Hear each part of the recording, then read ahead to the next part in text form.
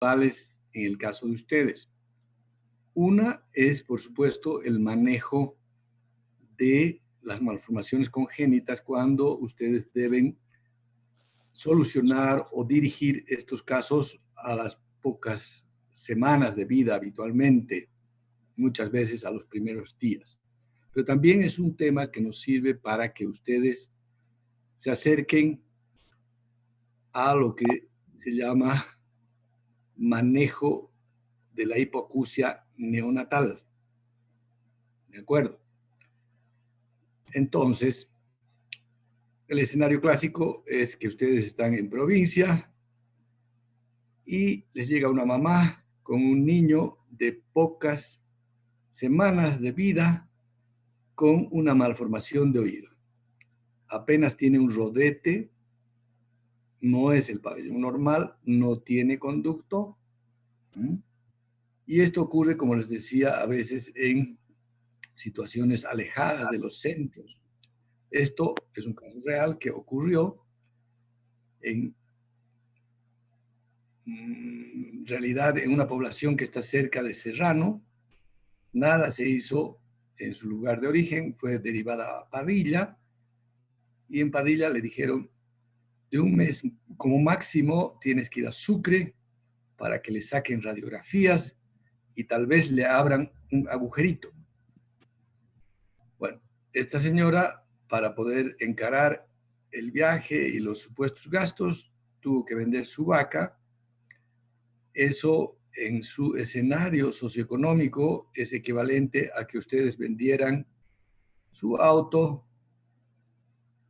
más o menos. ¿Ya? Y realmente vamos a analizar ahora en esta clase si ese consejo que le dieron, esa orientación, fue adecuada o no. Bueno, en este caso específicamente, a la vista, el otro lado no presentaba ninguna malformación. Un poquito para entender cómo ocurren estas patologías, tenemos que tener en cuenta que oído externo, medio e interno tienen un origen embriológico diferente. Sobre todo, oído interno se diferencia de estos otros dos. Entonces, origen embriológico diferente y desarrollo o velocidad de desarrollo durante el embarazo, durante la gestación, diferentes. El oído externo se desarrolla prácticamente a lo largo de todo el embarazo. Solamente a fines del tercer trimestre es que está completamente conformado. El oído medio, lo propio. Pero el oído interno, fíjense que se desarrolla completamente o casi completamente en el primer trimestre. Entonces, las diferentes noxas que pueden actuar en todo este lapso de tiempo tienen un efecto diferente. En oído interno ocurren menos frecuentemente, pero cuando ocurren habitualmente son graves. Oído externo, oído medio, mucho más tiempo expuestos, entre comillas, y tendrán unas manifestaciones clínicas más frecuentes. ¿Qué factores podemos encontrar relacionados? Principalmente virosis. Diferentes virus pueden afectar. Medicamentos, alteraciones cromosómicas, herencia, los principales. ¿Ya? Entonces acuérdense que oído interno se afecta en forma habitualmente separada de oído medio y oído externo. Oído externo y medio suelen afectarse en conjunto, pero también puede ocurrir que solamente sea afectado el oído externo o más raramente solamente el oído medio. Y las expresiones clínicas de estos procesos patológicos varían muchísimo. Y es así que tenemos malformaciones menores, como por ejemplo estos mamelones o tubérculos preauriculares, que lo están viendo acá en forma doble sería este caso, y aquí triple. Suelen ser únicos, lo más frecuente es que sean únicos, pero fíjense que la oreja está completamente desarrollada. Vemos un poquito del conducto, También acuérdense que hay que traccionar el pabellón, traccionarlo, ¿ah? Para que se exponga el conducto. Y en estos casos, habitualmente lo que vemos es un conducto normal, membrana timpánica normal, y lo propio acá. Entonces, estas malformaciones menores no tienen un compromiso funcional. Es decir, aquí no hay compromiso de la audición. En cambio, en los casos de malformaciones mayores, nosotros de inicio, solamente viendo este pabellón o este esbozo de pabellón, ya sabemos que aquí hay un compromiso funcional. Como no hay conducto, el sonido no puede estar estimulando adecuadamente las estructuras internas. Entonces ya sabemos que aquí hay un problema funcional.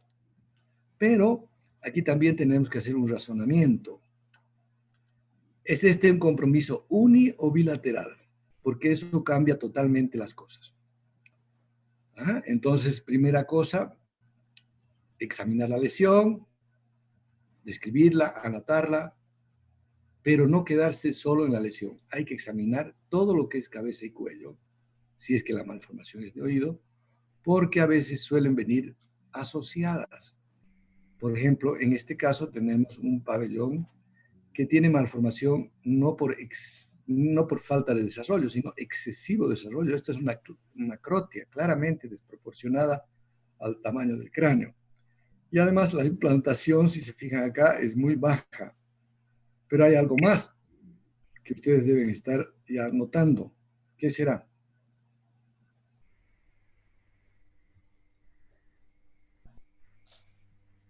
¿Mm? La presencia de alguna fístula.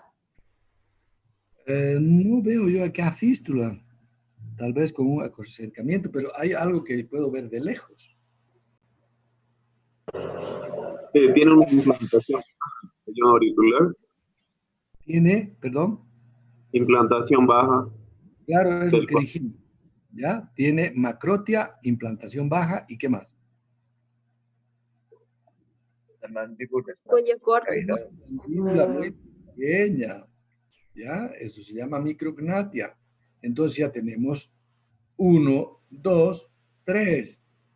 Entonces hay que examinar exhaustivamente todo lo que es cabeza y cuello. Hay que examinar la nariz, la cavidad oral y orofaringe, y fíjense que ya encontramos malformación de paladar.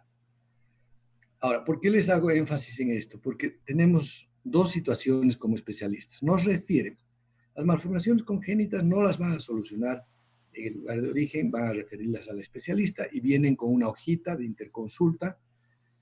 Y la hojita de interconsulta a veces suele decir macrotia y nada más. Y examinado el niño tiene esto y tiene esto y tiene lo otro.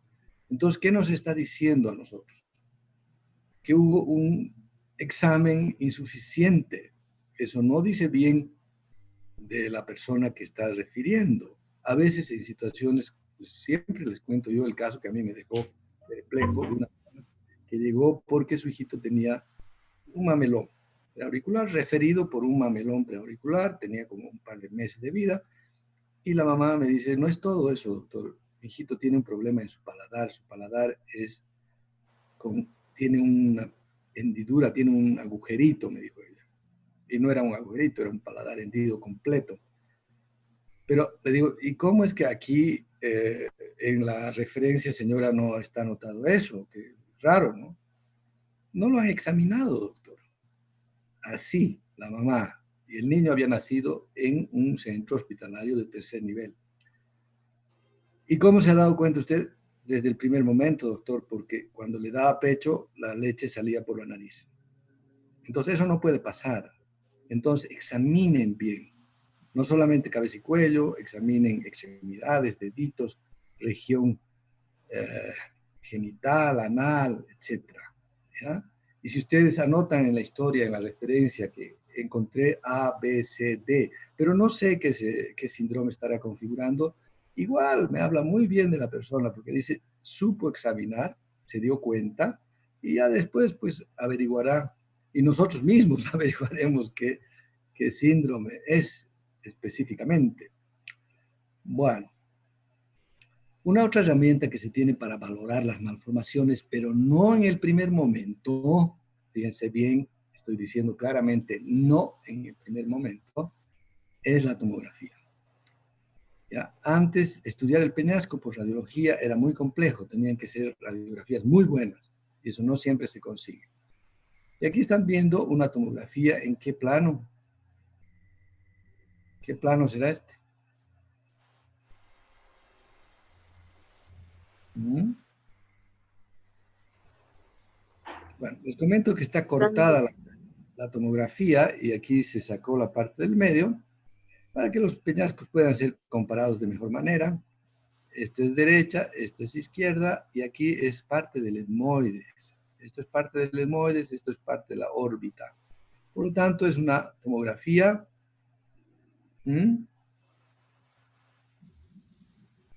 axial. Axial. Axial. Nosotros estamos viendo la base del cráneo desde arriba y aquí vemos los peñascos.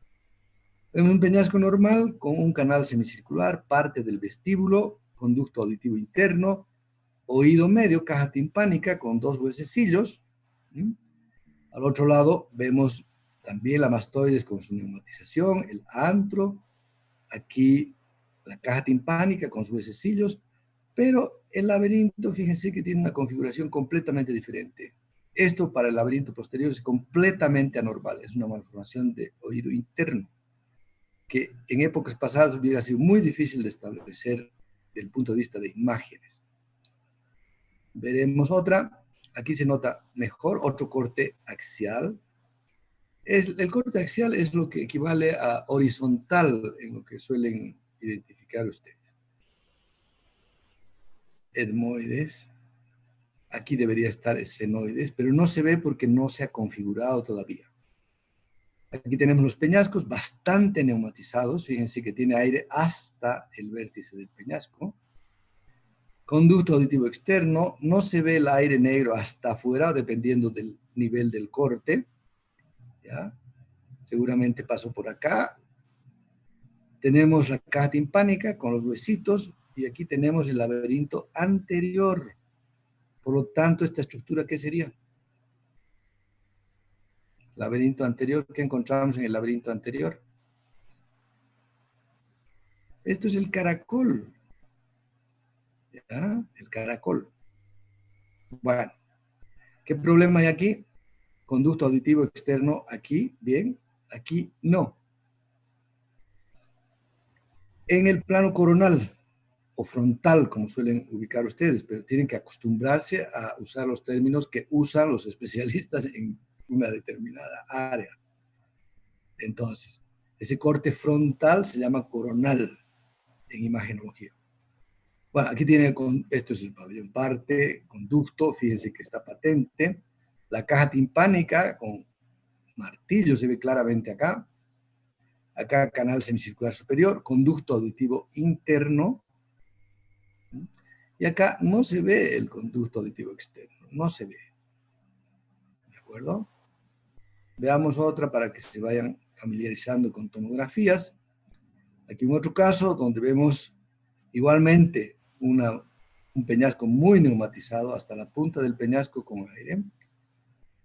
Aquí vemos laberinto anterior con el caracol que claramente se ve en sus dos espiras primeras. Vestíbulo, canal semicircular externo, claramente. Martillo yunque. Y acá vemos, comparando con este otro lado, que acá hay un conducto auditivo interno y aquí no. Acá parece que el nervio llegara hasta aquí y punto.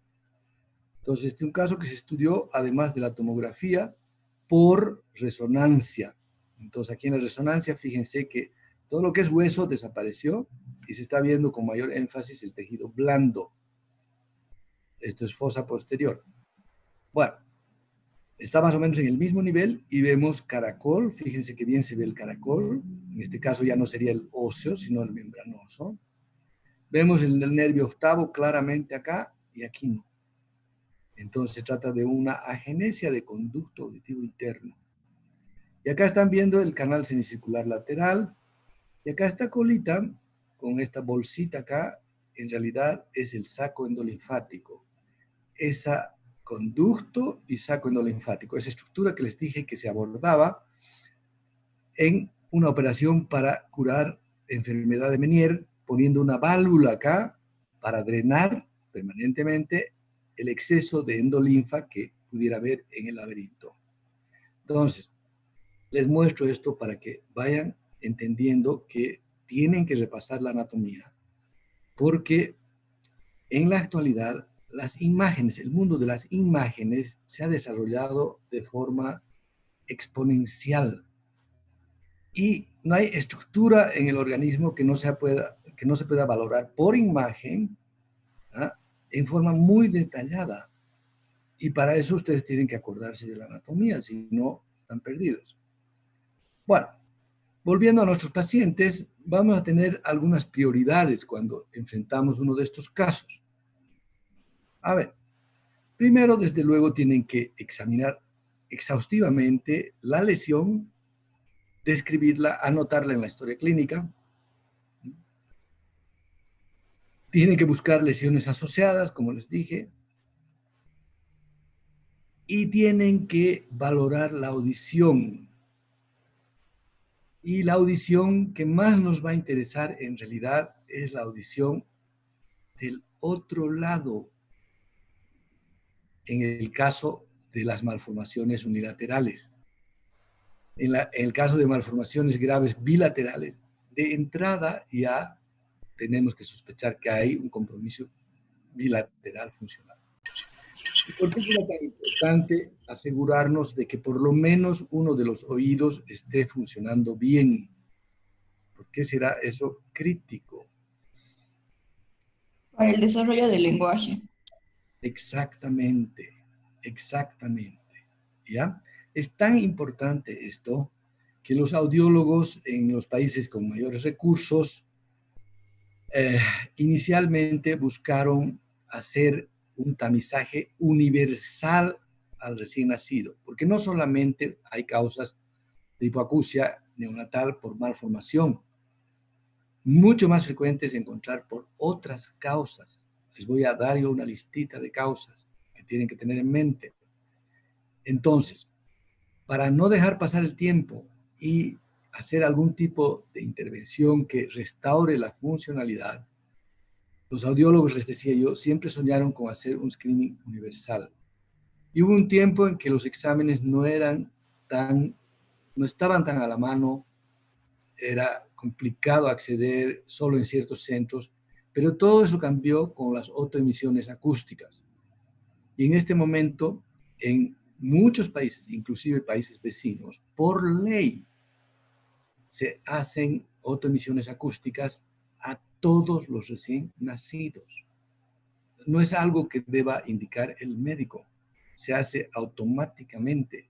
En realidad, corre a cargo de otros profesionales y el mismo especialista otorrino o neonatólogo ni siquiera se enteran de que ya corrió eso como por su cuenta. Ahora, todo eso se hace porque se ha demostrado ya a lo largo de décadas que cuando no se soluciona el problema de audición bilateral comprometida, la afectación de la cognición, del desarrollo del lenguaje y de todas las facultades asociadas al lenguaje se retarda o se daña a veces irreversiblemente. Entonces las intervenciones tienen que ser precoces. No estoy hablando de cirugía. Hay muchas maneras de restaurar la audición. Idealmente antes de los 6 meses, no después del año. Y lo que vemos, lamentablemente, en nuestro país es que todavía nos encontramos con niños de 3, 4 años sordos, bilaterales, en quienes no se ha hecho nada. Y lo peor es que la vía auditiva, el sistema nervioso en general, tiene una plasticidad que es propia de los primeros años. ¿Qué quiere decir esto? Que si ustedes no han desarrollado el lenguaje en los primeros años, aunque después se solucione el problema, ya no va a ser lo mismo. Eso va a quedar así dañado para toda la vida. Y ustedes todo lo que hacen, todo lo que conocen, todo lo que aprenden, es fundamentalmente a través del lenguaje. Ustedes estudian medicina porque saben hablar. Fueron al colegio porque saben hablar, saben leer. Pero ese es lenguaje. ¿De acuerdo? Bueno. Entonces, cuando la afectación es unilateral, como en este caso, este niñito consultó en sus primeras semanas de vida, alarmados los papás, malformación unilateral. El otro lado, bien. No hubo mayor problema. Hizo la escuela, está en la secundaria y viene ahora preocupado por la cuestión estética. Pero una afectación significativa de su desarrollo cognitivo, no. ¿Ya? Diferente, por eso les digo que en el primer momento, cuando uno enfrenta estos casos sospechosos de hipoacusia o evidentemente hipoacúsicos, hay que valorar la audición para asegurarse de que por lo menos un lado esté funcionando bien. Si podemos hacer o podemos asegurarnos de eso, ya todo lo demás pierde urgencia. Se hará, pero se hará en etapas posteriores.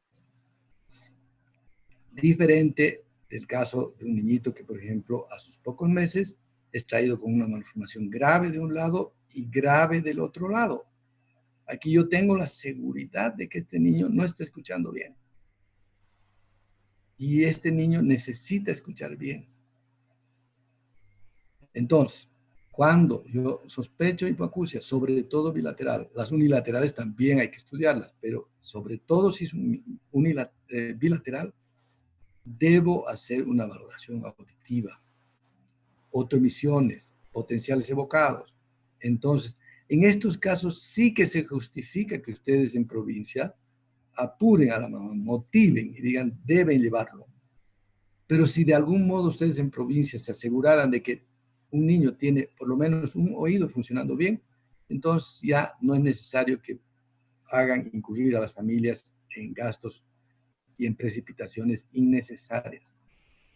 Entonces, estudio de la audición con potenciales evocados auditivos del tronco encefálico o también autoemisiones acústicas, depende.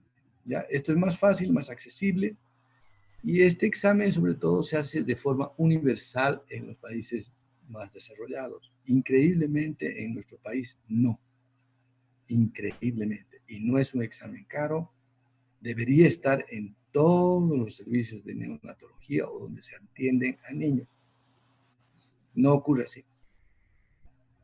¿Por qué no podemos hacer audiometría tonal?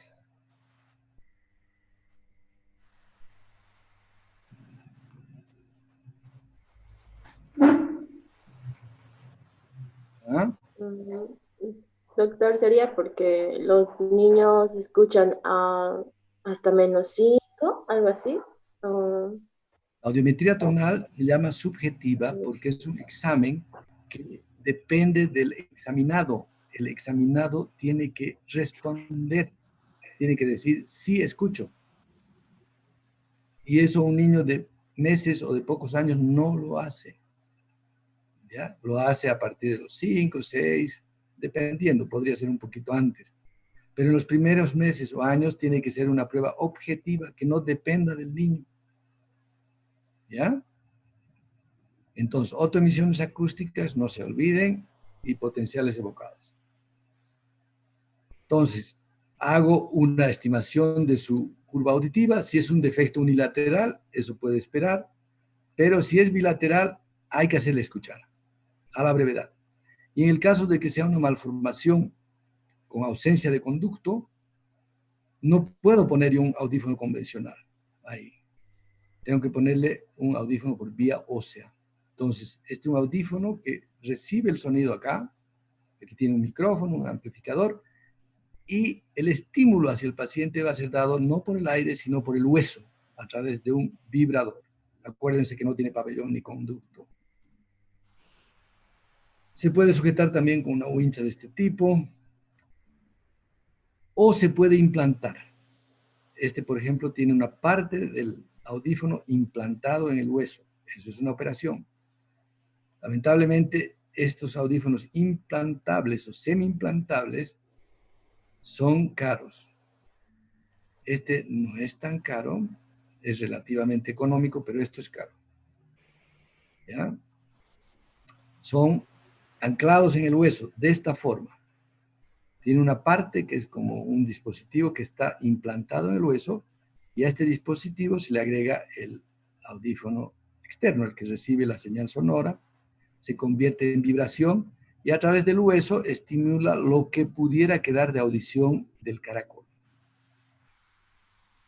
¿Ya? Si tiene malformación de oído externo, oído medio, en conjunto esto da una ganancia de 60 decibeles. O sea que si no tiene todo esto, medio y externo, está con una hipoacusia de más o menos 60 decibeles, pero tiene una reserva coclear acá. ¿Ya? Entonces, eso es lo que se utiliza a través del hueso, de esta forma. Ahora, si es un niño que tiene hipoacusia por otra causa, no por malformación, podría tener un audífono normal colocado en el conducto. Pero, ¿qué pasaría si por alguna malformación de oído interno o por alguna otra causa él perdió totalmente la audición? De los dos lados. Entonces necesitamos hacerle escuchar, ya saben ustedes, pero no tiene caracol, porque lo perdió por una infección, por hipoxia, por cualquier causa. Entonces ahí viene lo que se llama implante coclear, que es un dispositivo que recoge el sonido, las palabras, las procesa, las agrupa y luego las codifica en grupos de señales eléctricas que van a ser conducidas hasta el oído interno. Ustedes me dirán, pero el oído interno no funciona. Claro, pero este dispositivo tiene un electrodo con múltiples canales que va a llevar la señal al nervio auditivo. Ya no tiene células ciliadas, pero va a estimular directamente el nervio. Y esto se utiliza cuando ya no hay reserva coclear, cuando ya no hay audición del caracol. Esto es mucho más caro. Es mucho más caro, lamentablemente.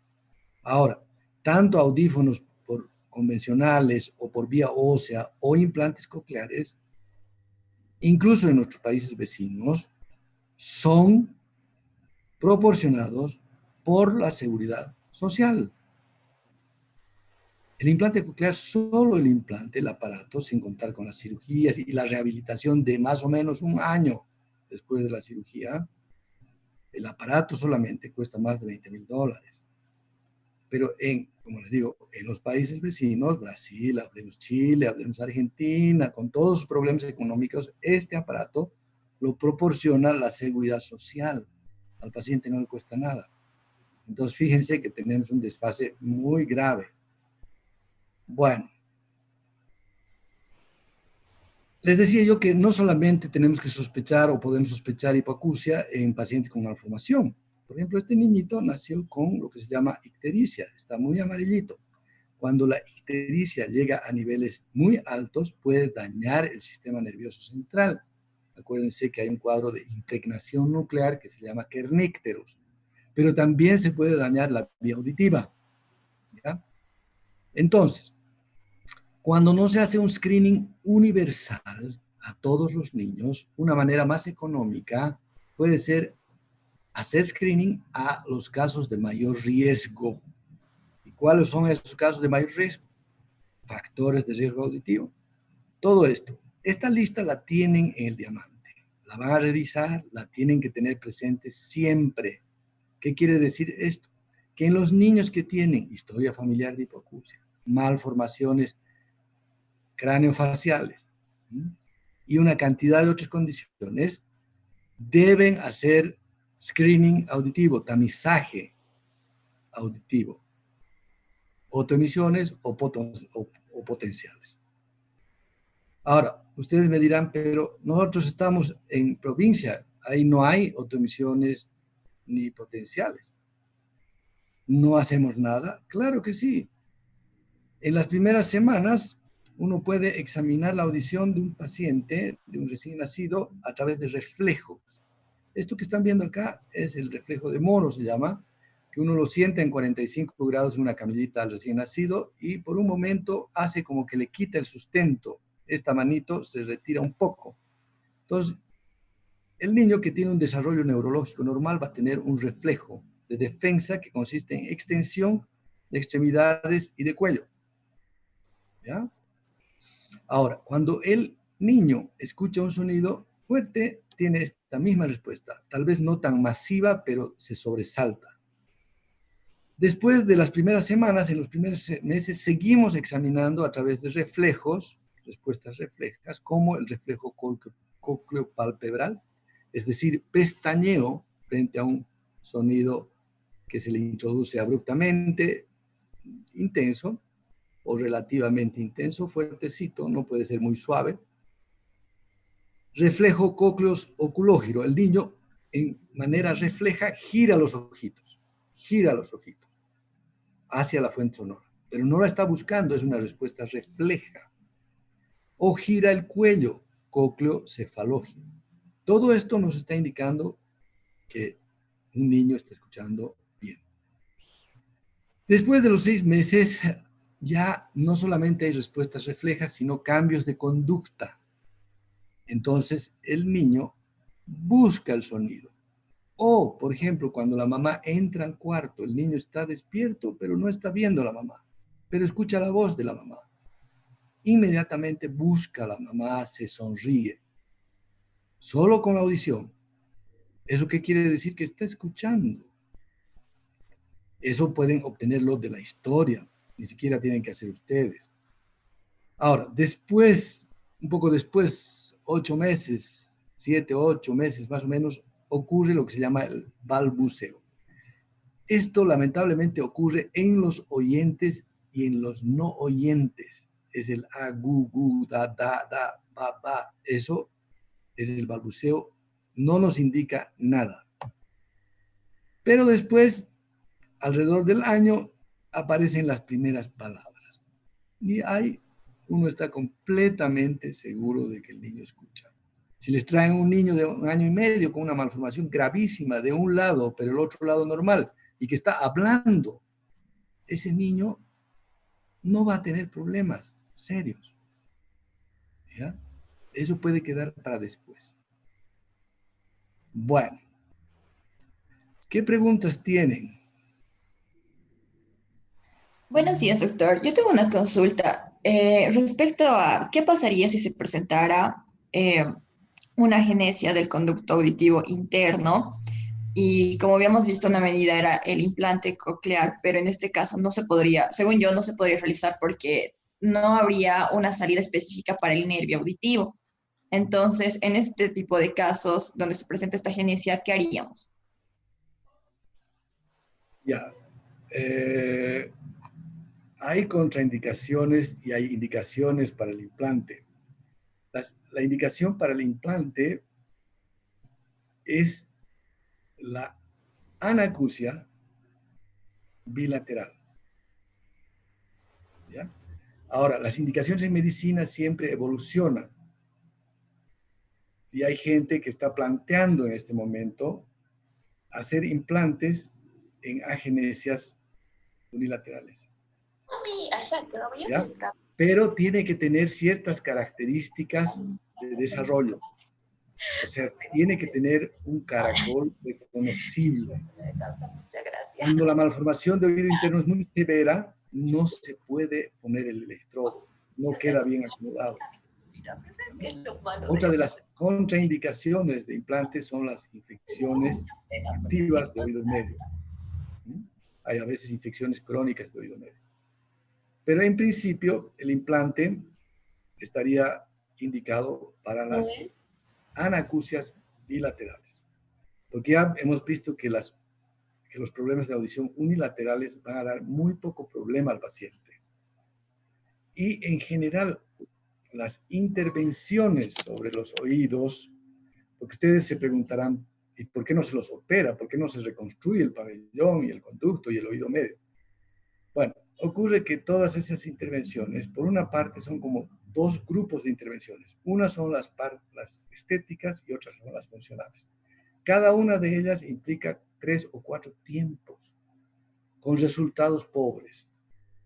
Entonces, en los países que manejan mucho paciente de este tipo o ya están más organizados en sus protocolos, en este momento yo he averiguado con gente que trabaja en el área, no se están haciendo reconstrucciones de pabellón porque no se obtienen resultados buenos. Por una parte.